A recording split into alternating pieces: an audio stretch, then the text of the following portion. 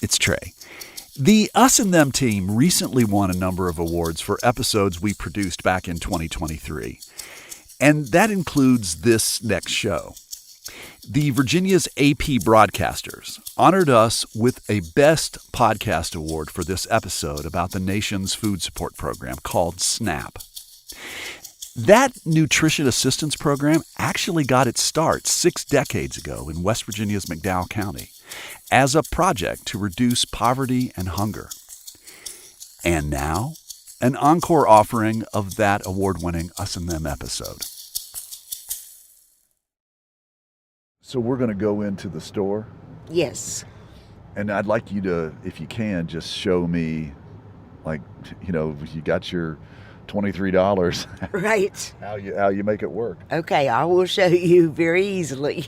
Okay, let's It do it. won't take long at all. Hi, it's Trey Kay, and I'm here with Renee Kittle. It's a Wednesday afternoon, and we're in a grocery store parking lot in Elkins, West Virginia. So this is our shopping day, right? Yes. Well, I'm glad I could help out. Me too. Renee is 74. She's about 2 heads shorter than me. Her hair is thrown up in a scrunchie. She's wearing red nails and a bright teal top with matching leggings. All right, we're going to look at bread. I can't believe these prices.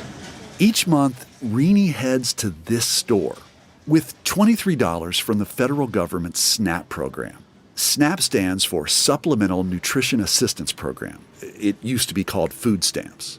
Renee beelines past the produce section, beyond the tower of packaged strawberries, the cold case full of carrots and greens. She's not here to buy what she wants to eat. She's here to stretch that money to the very last penny. Oh, that's garlic bread. And it is $2.69. Roughly 18% of residents in the Mountain State use SNAP. Nationally, that number is more like 12%. That means 42 million people across America need help feeding themselves. It, believe it or not, has its roots in West Virginia. It started with John F. Kennedy. President Kennedy started the original food stamp program in McDowell County, West Virginia. That's Seth DiStefano. Seth is a lobbyist for support programs like SNAP, which became a centerpiece of President Lyndon Johnson's social reform initiatives called the Great Society. This administration today, here and now, declares unconditional war on poverty in America. That was in 1964. Since then, food support for low-income Americans has reduced poverty and hunger. Research shows it has also decreased low birth weight and disease later in life for kids who grew up with food assistance. It truly is one of the most effective anti-poverty programs in the history of the United States.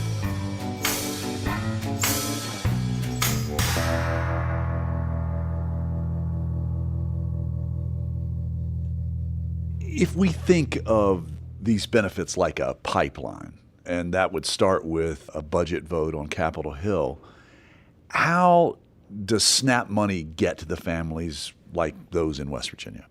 SNAP dollars are settled once every 5 years in a piece of legislation referred to as the Farm Bill. Yep, that's right. Low-income food programs are funded through the U.S. Department of Agriculture. And the Farm Bill is a mammoth piece of policy.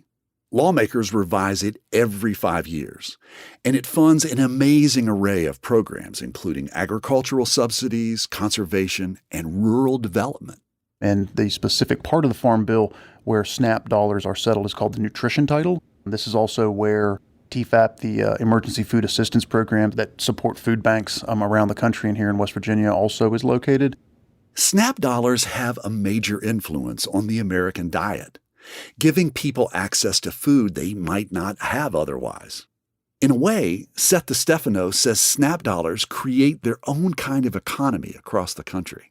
They keep grocery stores open. They keep people driving the trucks to deliver the groceries. They keep people stocking the shelves and doing things like that. That when you look at the entire economic footprint of what SNAP does in West Virginia, the total economic impact is in the hundreds and hundreds of millions.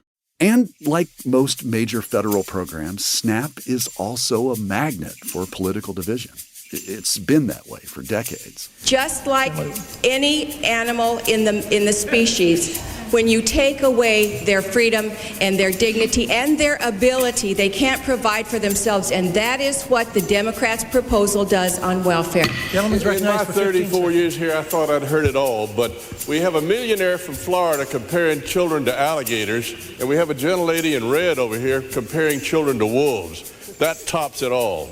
I think what you've seen more of over the past couple of years is states under the pretense of increasing workforce participation or better employment outcomes, pushing a lot of very negative policies that make it much harder to get SNAP at the outset.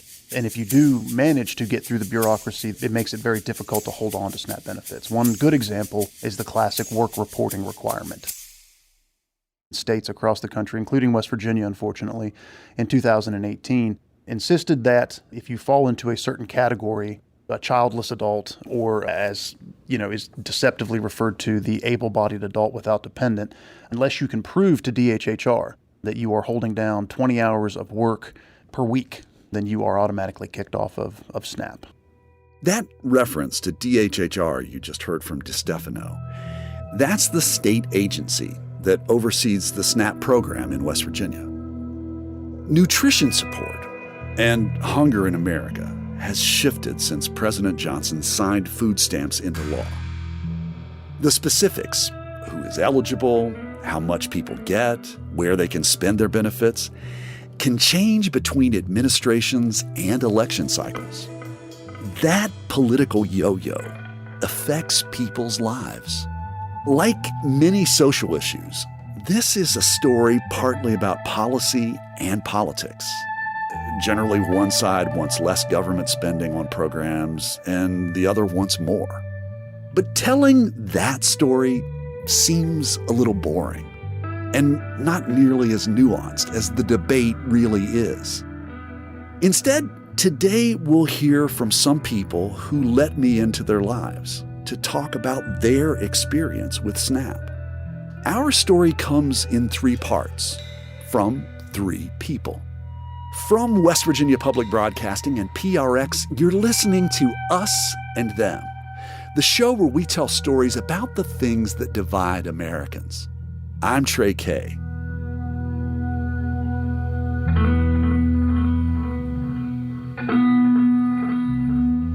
After our grocery store run, Renee Kittle and I got to talking about food again.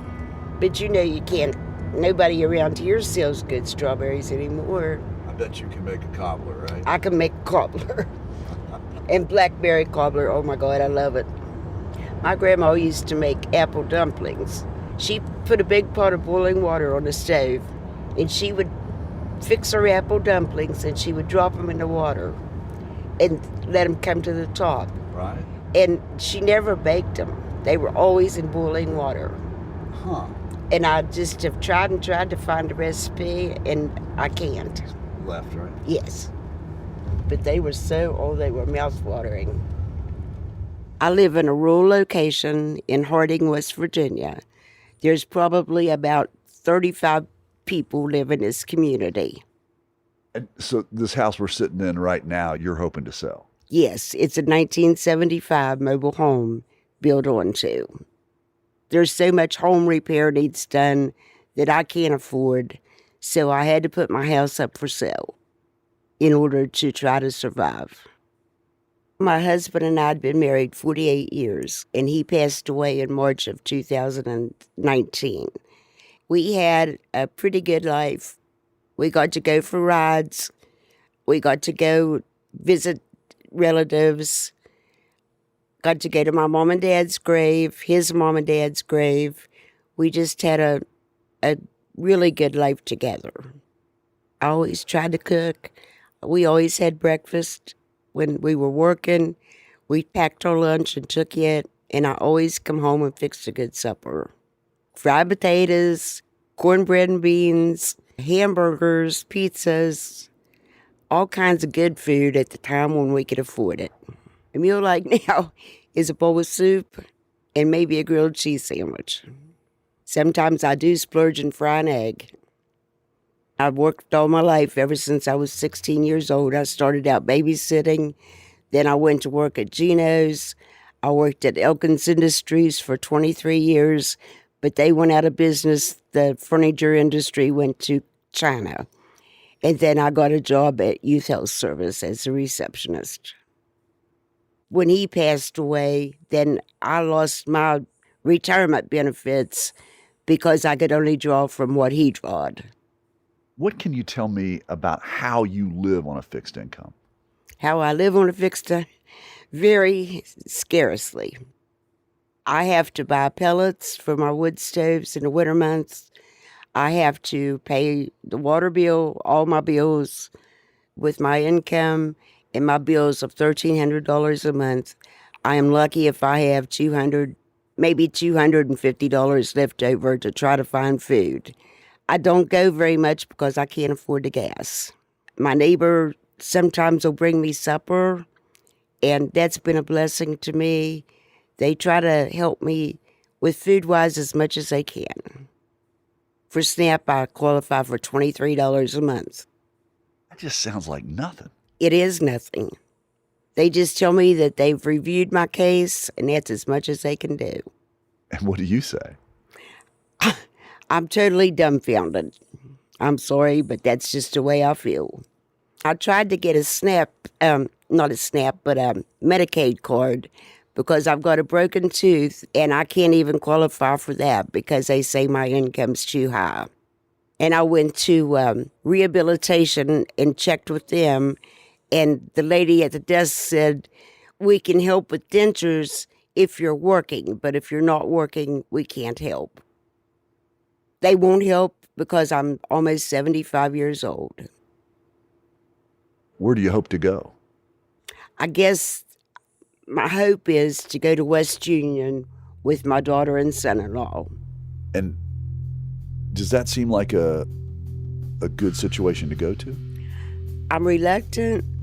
I've lived here by myself now the last 3 years, and I'm not sure that I'm ready to move in with somebody else. But until I can do better, I have to.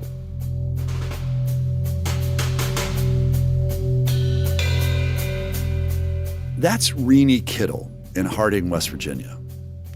Nearly 45% of the SNAP recipients in the state are older adults or families with someone who's disabled. About 58% are families with children, which brings us to Chapter 2, the mom. Mary Catherine Molitor is 34 years old and lives in St. Albans, West Virginia with her 3 daughters and an old dog named Brenda. Mary Catherine works full-time at a local credit union, making about $13 an hour. The very first time we spoke on the phone, she wasn't sure she wanted to talk about SNAP. In her words, it's her dirty little secret. We ended up talking twice, first in our studios in Charleston, and then at her house. And that's partly because with a home full of young kids, things are sometimes a little too chaotic to just sit and talk. Here is a Saturday afternoon in Mary Catherine's world.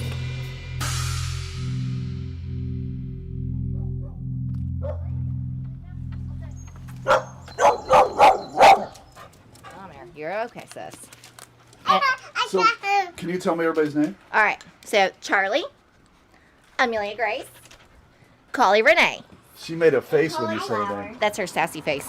And can I ask you a question? Where have you been? Church camp. So, you need to be a little more specific. Where have you been in the last 2 weeks or the last week? Last week. Last week, okay. So how was church camp? Very good. Did you sing songs? Yes. What else did you do? We had a shaving cream battle. That sounds like it was a lot of fun, no? Yeah, and I let people sprayed me with it. Okay, so Amelia got back from church camp today, and I met her Aunt Maddie and my nieces, and we go to the Capital Market so often that they've started saving grocery carts for me of vegetables that are going to be disposed of. And so I got me a grocery cart full of veggies for free to plant my garden. Can you show them to me? Yeah. Listen, everybody knows I love my gardening. Those are pumpkins right there. Volunteers. All those tomatoes, volunteers. Sunflowers, volunteers. And to folks who don't know what a volunteer, what is that? So pumpkins after Halloween, I threw my pumpkins into a couple of different areas and they rotted, seeded, and they are giants now. They grow on their own. They volunteer. Apparently they're cooperating with you. Oh, yes. The pumpkins are cooperating a little too well. But, if anybody needs a free pumpkin this year, just come to my house. Do you grow a lot of your food? I try to. That's kind of what my end goal is to be as self-sustainable as possible. You're growing all this food in the summertime. Do you can it? I tried canning once before, about 5 years ago, and I made botulism. There was kind of like a fungus growing on top of my red sauce, and I was going to use it anyways. And my ex-husband's cousin was at my house, and he was like, that is botulism. So that will be something that there's a lot of classes that WVSU, their extension program, they offer classes. So when it's time to start canning, I plan on going there and being like, hi, I don't want to make botulism this year. Hey, Brenda. Dude, you would get torn up by those dogs. You need to go inside. I think the only time that I ever really heard about food stamps was being portrayed on TV or kids in school being mean. I do know that my mom and my dad, when they were married, Dad had just started in the Marine Corps, and they received WIC for me. When I got pregnant and I decided, because I had a choice, I knew that I was taking on the responsibility for myself and for the little human growing in my belly. I didn't understand how, on top of everything that's going on, like rent, mortgage, utilities, gas prices, car payments, I was drowning. Thank God for my mom. She kind of eased me into it. Listen, your dad worked. He was in the military. I worked. And we still needed a little bit of help. So WIC is Women's, Infants, and Children. It's a nutrition program. They gave me a wonderful breast pump. And I was able to pump at work and get breast milk for the following day at daycare since I was working and she was there. And then they give you X amount of cereal, milk, formula. And then we stopped. And so then trying just to find something that she would eat and then being able to afford it, that was scary. I would go grocery shopping. She was getting older at this point, and protein is just so expensive. I don't cry a lot, but when I do cry, it's because it's crisis mode. Obviously I was not going to a food pantry because I'm not one of those people, right? Of course, my first concern is always going to be my kid. So my mom was like, why don't you apply for food stamps? It's not as easy as showing up, shaking hands with somebody and saying, hi, I want money for food. Nice to meet you. Thank goodness I have a computer. Thank goodness I have internet. Thank goodness I keep records, because otherwise I don't know how a lot of people are able to apply. Originally, I think I was only getting $50. I knew that $50 would get her fed. I was no longer scared.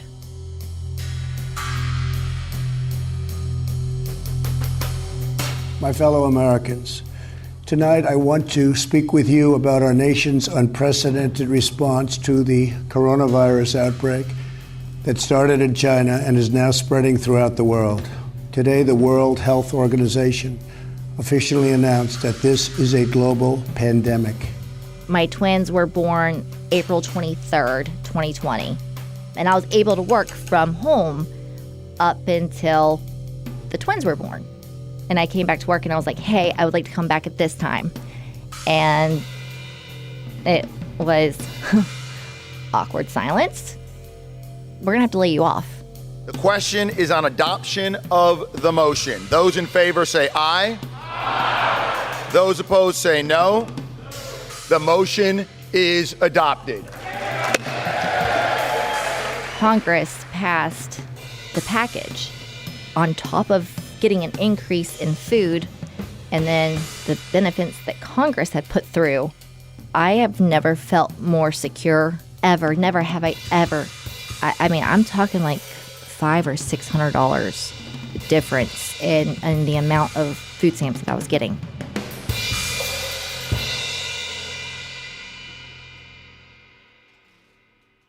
With COVID, I would be able to go to the grocery store a couple more times and just get like, the girls really want hot dogs tonight. I could go get those. Or they really want spaghetti and I need to go pick up Italian sausage because I make a really good spaghetti and it's half beef and half Italian sausage. Listen, and I can't do that anymore. It is what it is. I'm still grateful for the assistance that I get, but you can't have any meal changes. And then AEP just increased their electric. And now my electric bill is like $250, $275. I've never been put in a position where I actually have to choose between electric and food. It's really hard. Well, one of the reasons that we wanted to talk with you is there's this idea that there's a typical person in America who uses SNAP benefits. What do you think about that? That's why I don't tell people that I use SNAP benefits, because I know what that person looks like, and that person doesn't look like me. That person doesn't have a college education. That person doesn't have a full-time job. That person isn't who I am. I find it embarrassing. I don't want to admit that I need help. But I also think that more people need to understand that not everybody brags about it. Not everybody talks about it. I think that the statistic is that more people that are on social benefits, they do have a job. They do have an education. They are productive members of society. They're doing all the things. It's just so stinking hard. I am always terrified that somebody's going to find out who, if I had just worked a little bit harder or had made this move or that move, we can absolutely pick our lives apart. But I promise, I have trimmed every ounce of fat, and I'm constantly in the red, even with social welfare. Even with the welfare, even being a welfare mom, I am always in the red. I'm a lucky one because I've got really good credit and I have an education. And yes, absolutely, one day I am going to pay this back tenfold to society. I already try to do it. I try to tell people that are struggling what's out there. I've got a lot of knowledge. Do I believe that people buy 4 cases of Mountain Dew and dozens of bags of Doritos with food stamps? Absolutely. Do you think that they have running water? Do you think they have a stove or a refrigerator? You literally cannot cut food from people if they don't have the resources to create food. If you want to throw in some like educational classes where you pick people up because not everybody has a vehicle and not everybody can afford gas, then let's do that. Let's create a community garden where it's accessible to everybody. Let's create cooking classes where we learn how to cook healthy things. Like, it's not just about the money. It's not just the $500. Oh, you get $500. Obviously, you've got plenty. I used to be that judgmental person. and I have been humbled very quickly by the position in my life. But when it comes to food stamps, I am the norm. I am a welfare mom. Yes, it is. It's staying up there. It's my turn. It's my turn. Mom. You're getting called. Mom. Mom. Yes. So there's people like a legislator who is critical, worried that we need to be mindful about the amount of money that we spend on SNAP. And I guess also one of the things that he might be considering is to kind of judge need and whether or not they're working, et cetera.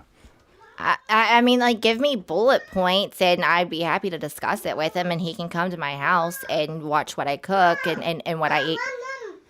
Mom. I think they're so far removed from what it is to be a just low income.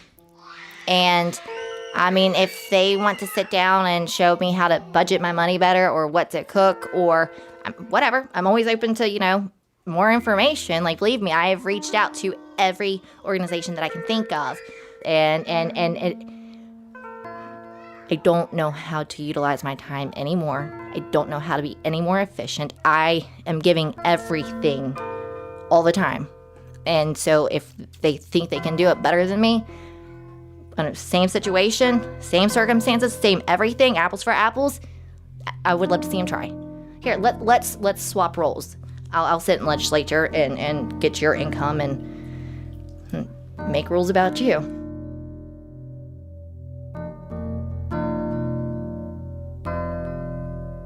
That's Mary Catherine Molitor in St. Albans, West Virginia. After a break, we'll hear from one more person whose conversation held some surprises for me. I can tell you that there were many, many meals that I wouldn't have had my parents not been on food stamps. You're listening to Us and Them. This program is supported in part by the West Virginia Humanities Council, the CRC Foundation, and the Daywood Foundation.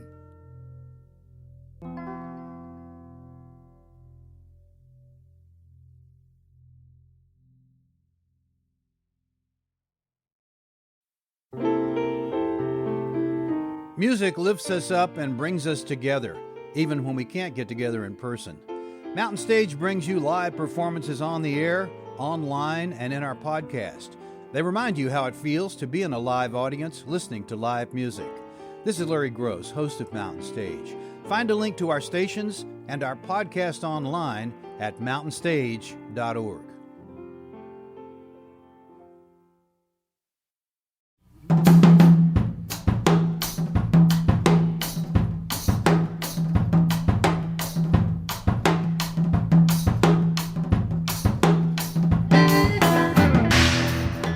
It's Trey, and this is Us and Them from PRX and West Virginia Public Broadcasting. Today we're talking about SNAP, the federal program that provides food assistance for low-income Americans. Initially, we thought about focusing this episode on where SNAP fits into America's larger political debate. After all, this is Us and Them. We could hear from SNAP recipients and from those who play a role in the political process of shaping its benefits. Then we came across someone who knows both. I think that a lot of lawmakers are reluctant to talk about some of these needs because in doing so, you run the risk of coming across less than compassionate. That brings us to part 3 of our story, the politician.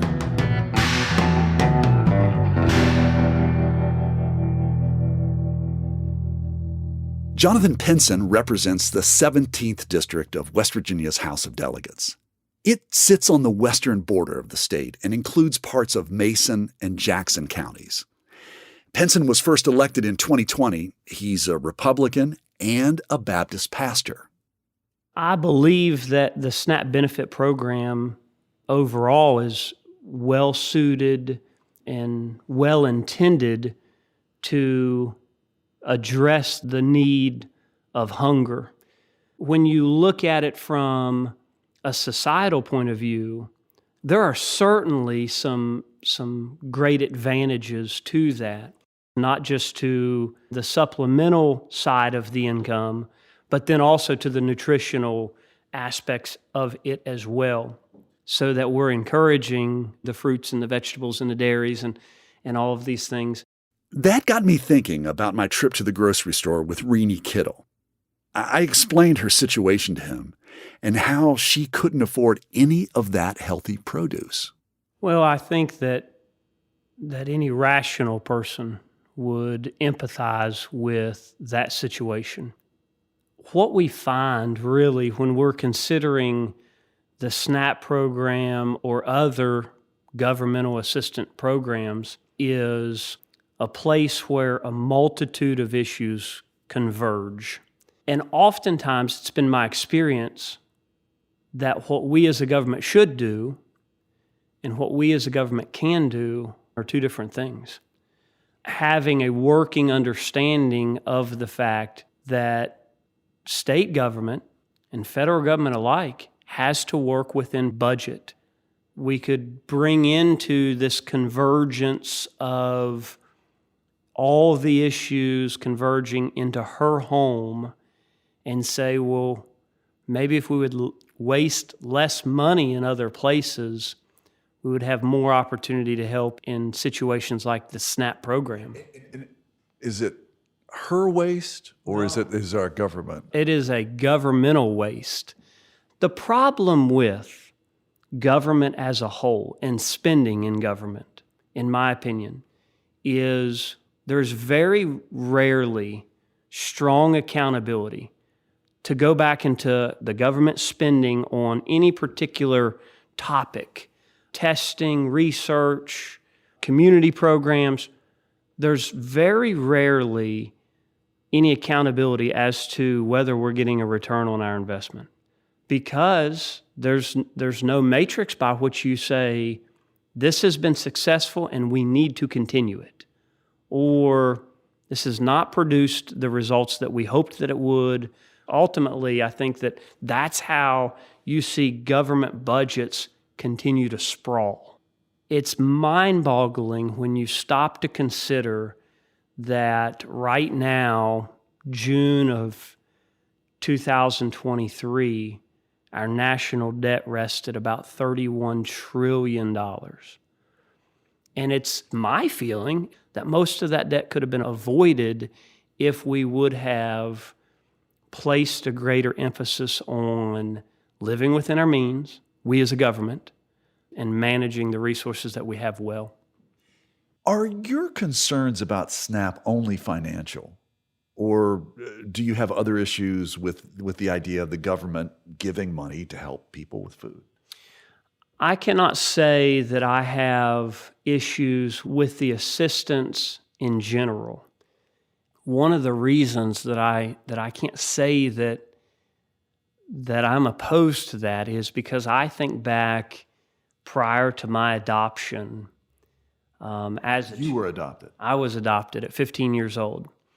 So I go back to before I was adopted. I go back to Saturday mornings sitting in a line at the Armory in Florida, picking up cornflakes and powdered milk and 5-pound jugs of peanut butter.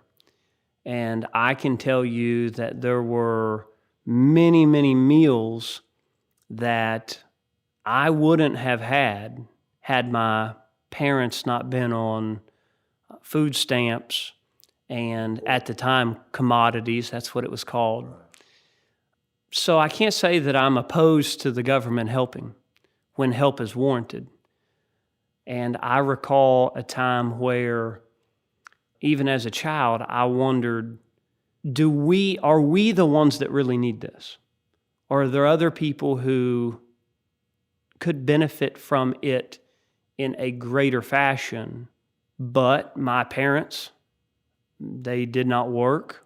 I recall probably from the age of 10 years old. Because they couldn't find work? I can't say it was because they couldn't find work. So even as a child, I'm sorry. Can you say more about that? It feels like that's something that's hanging out there in the air. Well, no, I don't think I'll say any more about it. I wonder if they could have. Maybe that's the way that I'll frame it. To be fair, both my mother and father are deceased, So maybe leaving it as a question that I had as a child, evaluating my surroundings.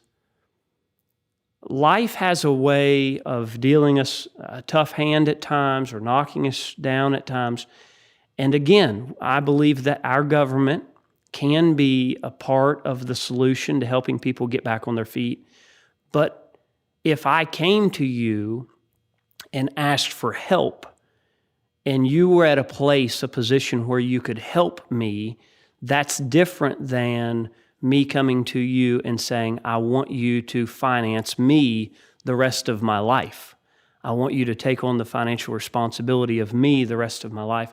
So I would encourage, as we look at several of the social help programs, the social benefit programs, to consider these as temporary helps for a period of time, helping people get back on their feet. And after that time, if there needs to be an evaluation of, well, you're not quite there yet, maybe an extension of benefits. But again, going back to something that I said earlier, that's often not what we see. So am I hearing you say that we may need to be more specific about the rules that we make in these benefit initiatives? I believe being more specific, not just in the rules that we make, but again, identifying who we're trying to help. Because, and really those are one and the same. My fear is that we have such a broad base of people that we as a government are trying to do so much for, and as a result, it's spread so thin that it's not really a help to very many people. The lady that you mentioned, $23 a month. That's very little help when it sounds as if she is one who would stand for more help, greater help.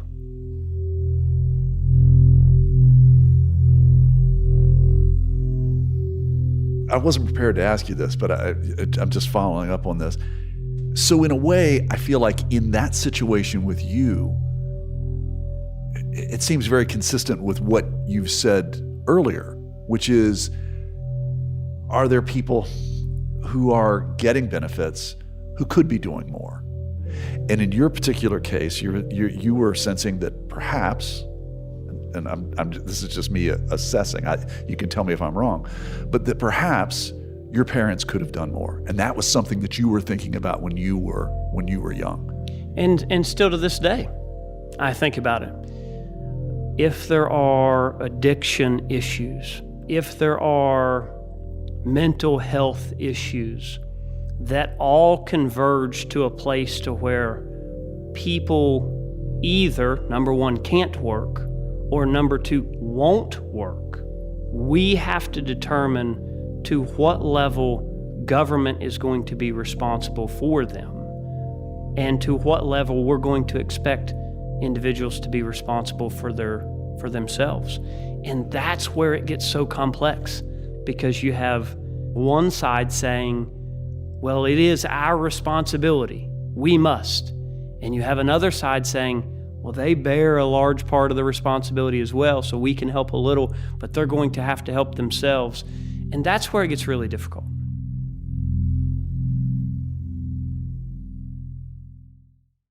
What do your conversations with other Republicans on this issue look like?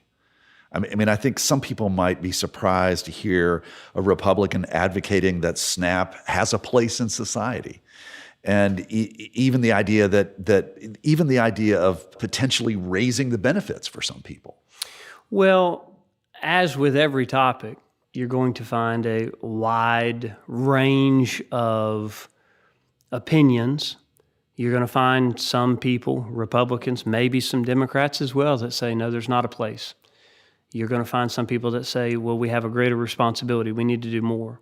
So I think that where we have came from and what we have experienced largely shapes who we are and our belief system. So having seen the things that I've seen in my life and having been through what I've been through, that helps generate my belief system on this topic. So if you put in place a mechanism to evaluate and to investigate to ensure that we're helping the people who most greatly need it, I wouldn't feel that that's a larger government, but rather a more targeted, more efficient government.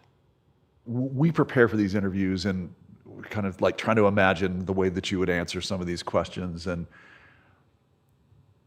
I was wondering, like, were you going to hit me with a bunch of slogans? I'm wondering, you as a relatively young politician, how you feel about maybe getting beyond the slogans that kind of might appeal to people on a political basis, but to really talk about what is a real solution to some of these challenges. Well, I think that the two words that you just used really summarize where we're at. You can have slogans or you can have solutions.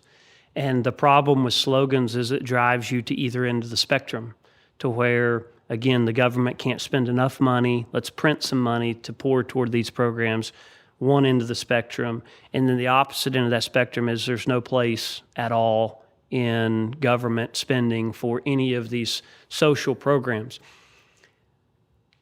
Because of my lived experience as a child who can't go out and earn a living to provide food for the dinner table, knowing that that's where it came from, I can empathize with the center solution-focused, solution-based perspective of this.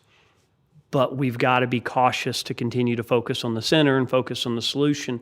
Here's my fear, and I think the fear of many Americans with the opioid epidemic and my generation that was exposed to these potent drugs, people who now are so chemically addicted that though many of them want to get help, they're struggling every single day. My fear is that this has really taken a sharp turn for the worse. We're facing a chemical problem that millions and millions of Americans can't provide for themselves, and they're having children and can't provide for them. And that has intertwined itself in such a great fashion in our culture here in West Virginia. There is a reason why we lead the country in children in foster care, in children that need adoption. And it's not because we've got more children than other states. We have more people who are addicted to drugs and can't provide for their children, so they get their children taken at a greater rate than other states. And in that situation, in some cases, extended family has to step up, and in some cases, government. So you can't really be on the we can't do enough or to heck with them, they got to pull themselves up by the bootstraps. Somebody has to step up. At least that's what I feel like I'm hearing from you. That's exactly what you're hearing. After I got adopted, I had the opportunity to get active in the West Virginia FFA program up through... That's Future Farmers of America? That's correct. Up through high school, and then 2005, 2006, had the opportunity to be elected state FFA president. And again, the Lord used the FFA program in my life in a very significant fashion. So the FFA Creed has a statement in it, and it really summarizes my position, and that is less need for charity and more of it when it's needed. We cannot foot the bill for everyone forever, but when there is a requirement, when there is a need, a legitimate need, then we have a responsibility to be there to help. I'm still thinking about that conversation with Delegate Jonathan Penson. As we planned this episode and talked about the interviews we'd hoped for, we searched for someone with concerns about SNAP and other federal support programs. I was so certain I knew what Delegate Penson's talking points would be.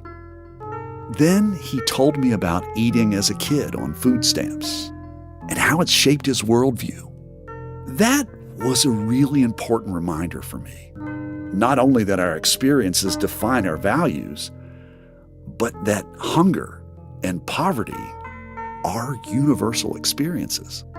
You can disagree with him or Renee or Mary Catherine on what the solution should be, but you can't say they don't understand the issues.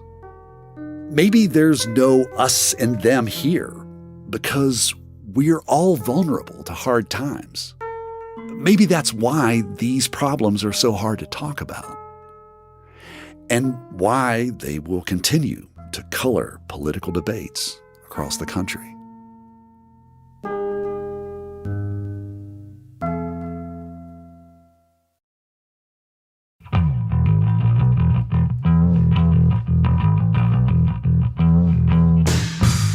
You've been listening to Us and Them. Our team for this show was me, Trey Kay, Christina Stella, and Kate Smith. Special thanks to West Virginia Senator Mike Stewart, Delegate Mike Pushkin, and B. Weeks Asbury. Michael Lipton, Tristan Lozow, and Ahmed Solomon wrote and performed the Us and Them show music. Mark Lerner designed our logo. The marvelous people at PRX and West Virginia Public Broadcasting make Us and Them possible. So do grants from the Corporation for Public Broadcasting, the West Virginia Humanities Council, the CRC Foundation, and the Daywood Foundation. We'd love to hear your thoughts about this episode. Would you share them with us on Facebook or on Twitter at Us Them Podcast? Us and Them was originally developed with assistance from the Mentorship Program at AIR, the Association of Independents in Radio. We'll see you next time on Us and Them.